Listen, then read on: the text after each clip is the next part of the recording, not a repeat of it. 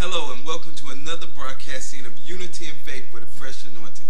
I'm Pastor Jerry Johnson and I'm sitting here today with an iconic figure in the civil rights movement, a living legend, Mr. Roseco Jones. I am so honored to be sitting here with him.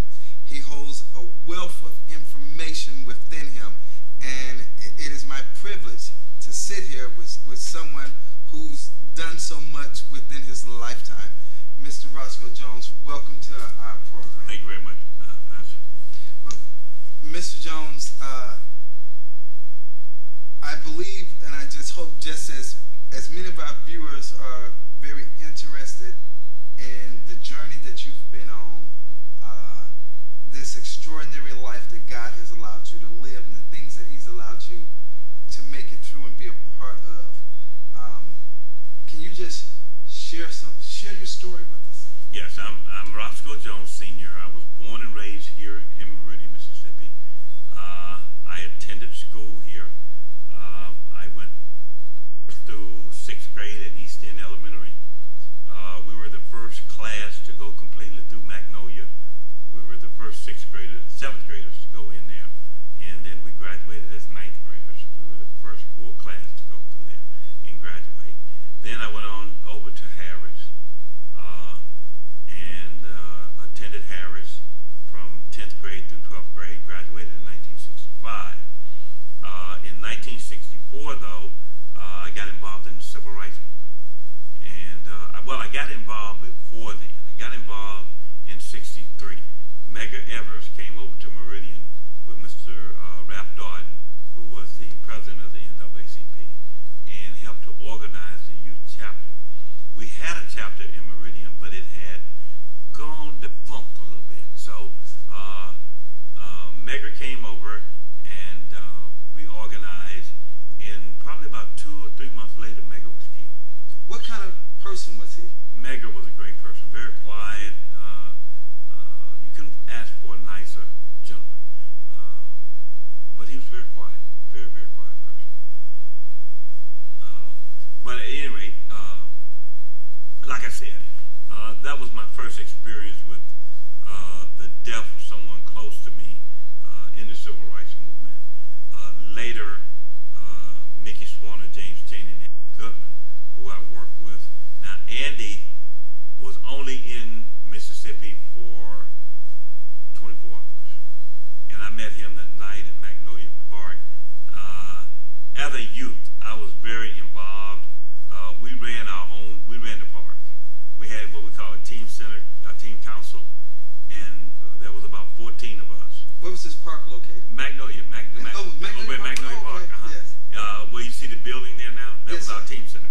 Okay. The whites had a team center, and we had a team center. And there was 14 of us that ran the team center. We had jackets, whole 9 yards. We were the one, law and order. You know, we made sure we conducted the dances and those type things, and we kept everybody in order. And we didn't really have a problem. Well, we had Mr. Sudbury, who later became one of the first black police officers. Mr. James Sudbury. You couldn't find a better man either. He was like our daddy. But he became one of the first 5 black police officers that we got. And he was security over there. Billy Joe Jones was running the center at the time. But now you got to remember, it was black. We did not go to the white center, which is up there at Fire Station number 1 on 26th Avenue and 14th. Yes. That's where the white team center was. You know, and then we were over at Magnolia. What was the atmosphere like here then in 63, 64? What was the climate like here? You know, really, the racial climate here, I mean, you know, we got eggs thrown at us and called names and this type of thing, but as far as brutality and all of this, yeah, you didn't find that much of it. The first demonstration we had in Meridian was at Woolworth's, the old Woolworth's store on 5th Street. And we went in there on May the 30th of 1964 on a Saturday morning. And we sat at the lunch counter and was immediately arrested. And we spent a whole week in jail. And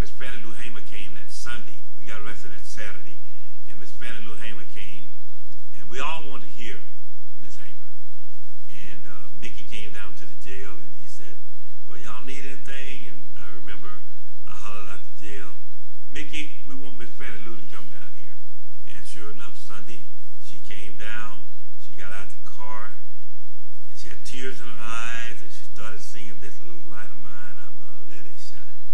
And she said, "Hold on, my children, hold on." I'll never forget it. I mean, dynamic woman. But, you know, we stayed in jail. They kept us in jail for a week. The only attorney we had was Attorney Bill Reedy. Bill Reedy was the only white attorney that would take the case, and he took the case. And we were downstairs in the city hall. As you enter City Hall from the jail now, Yes, sir. when you walk through those doors, the jail was right there to your left. That's for the holding facilities and everything else. But then they only kept you there for a short period of time. The main jail was down, you know, Smith Bakery is down by KG. Yes, sir. Okay, right across from it, where you see those trucks and things for the county. Well, that's where the dog pound, where the animal control. Yes, sir. Well, that was the jail right there. That was the jail site. It was a three-story building, and they had blacks on upstairs and the whites downstairs, so they didn't even integrate in the jail. You know, it was that type of thing. And my first encounter with racism was, we used to come to town, and Mark's Rockenberg, where the Riding Center is now, that was Mark's Rockenberg. And we went in there to buy something, and I wanted some water. And I went over, I didn't look at the sign, and I started drinking the water, and the lady came over and snatched me, and my grandmother looked at her and said, "You better put your hands on me." And she says, "You better not drink that water anymore." She said, "Drink as much of that water you want to."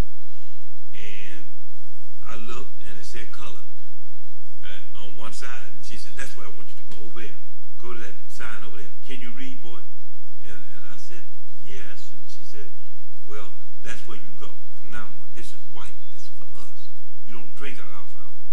So when I left the store, I asked my grandmother, I said, "Mama, what's so good about that water? It tastes just like the other water that I drink. Is there something special about that water we can't drink it?" She said, "Oh, no, don't worry about that." My grandmother was the type of person that taught me and the rest of us in the family that we were no better than anybody, and nor were we any less than anybody. And to treat people the way you want to be treated, and you'll get along much better in the long. But now, she was not nonviolent. I remember Mickey coming and said, "Miss Robinson, we want you to join the movement." She said, "No, Mickey, you got my grandkids and my kids. You keep them, because I'm too old to be here." And she said, "Because I'm going to fight back." So Mickey said, "Miss Robinson, we can't have you in the movement." But that was the first time that I really experienced racism. And then when I saw it on television, I was really moved looking at what happened in Little Rock, Arkansas, the Little Rock 9. Yes. And I remember sitting on the porch with my grandmother, and I said, "Mom, when that comes to Meridian, can I be involved in it?" And she said, "Sure." And when I got old enough, she made it mandatory that I had to join the NAACP. So that's how I